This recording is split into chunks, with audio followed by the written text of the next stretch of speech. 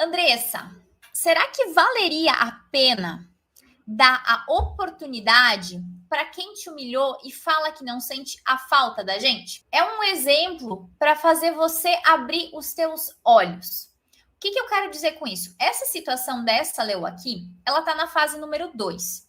Como assim, Andressa, fase número 2? Se você não sabe, existem 4 fases que você precisa passar para conseguir superar o teu ex e ser feliz novamente, tá?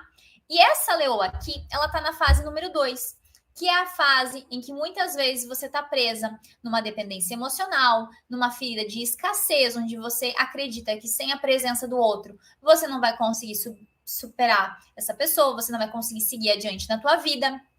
Muitas vezes, quando você está presa na fase número 2, você não tem consciência mais do teu valor, você se perdeu de si, né? E aí, às vezes, você se coloca numa ferida de inferioridade, tá? E aí, nesse cenário geral, muitas vezes você não consegue enxergar algumas coisas que estão nítidas, que estão óbvias sob teu olhar, tá?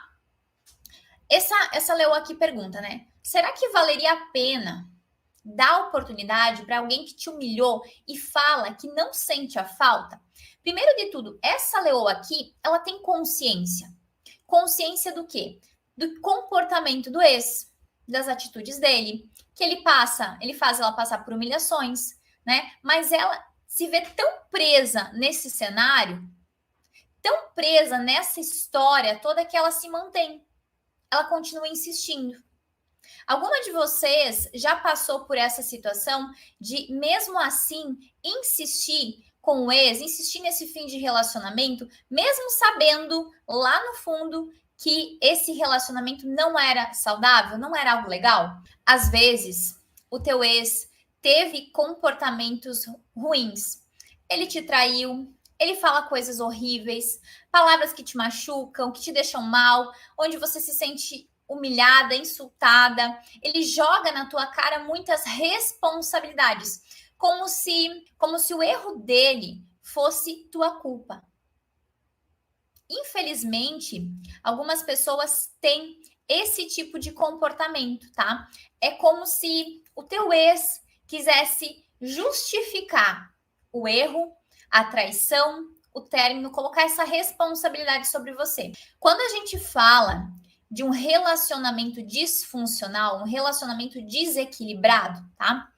O comportamento humano, ele se ramifica para atitudes aceitáveis e outras não aceitáveis. Na frente dos teus olhos, talvez você não enxergue isso, porque você estava com uma pessoa, esse teu ex, num cenário. Esse teu ex muitas vezes pintava um cenário para você. E aí você se acostuma com o ruim. Poxa, Andressa, como assim a gente se acostuma com o ruim? É isso mesmo. Sabe como quando você está presa naquela situação que você sabe que é desconfortável, mas ao mesmo tempo está numa zona de conforto, onde você não enxerga possibilidades melhores, e aí você acredita que aquilo que você está vivendo é coerente, é ok, é natural, é normal.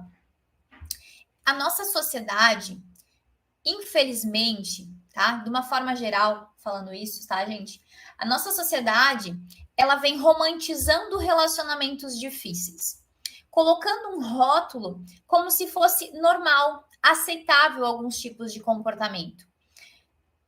Ai, Andressa, mas não tem relacionamento perfeito, né? O meu não era perfeito, então eu acho que tá tudo ok.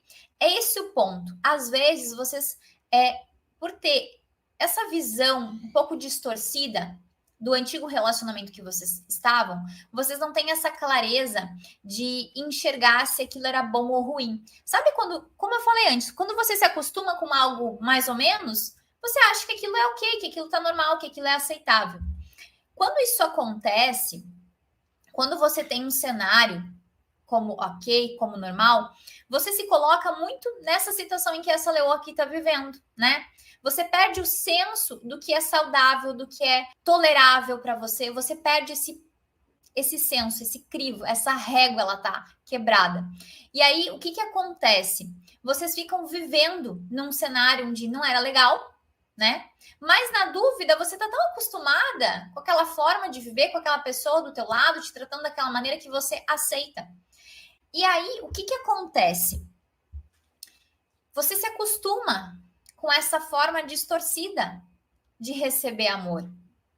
Você está acostumada com a humilhação, então você insiste, você vai atrás, você corre, você tenta muitas vezes dar uma oportunidade, uma segunda chance, sendo que às vezes o teu ex não quer essa segunda chance, mas você está tão presa naquele relacionamento, naquela dependência emocional, como eu falei, na fase número 2, que você corre, você vai atrás, você insiste. Cuidado com isso. Quando você, na tua mente, passa a correr atrás do teu ex, de se humilhar, de se aceitar viver naquele cenário, como a Leoa falou aqui, né, dando essa oportunidade, você tem que parar um pouquinho e pensar, Andressa, como assim? Não tô entendendo. Você tá vivendo num cenário, né, de querer dar uma oportunidade pro teu ex que te humilhou, que fala que não sente tua falta, que não tá nem aí, mas você insiste. Então, quando você pensar em dar essa oportunidade para essa pessoa voltar para a tua vida, você tem que pensar assim: será que eu estou dando uma oportunidade para mim?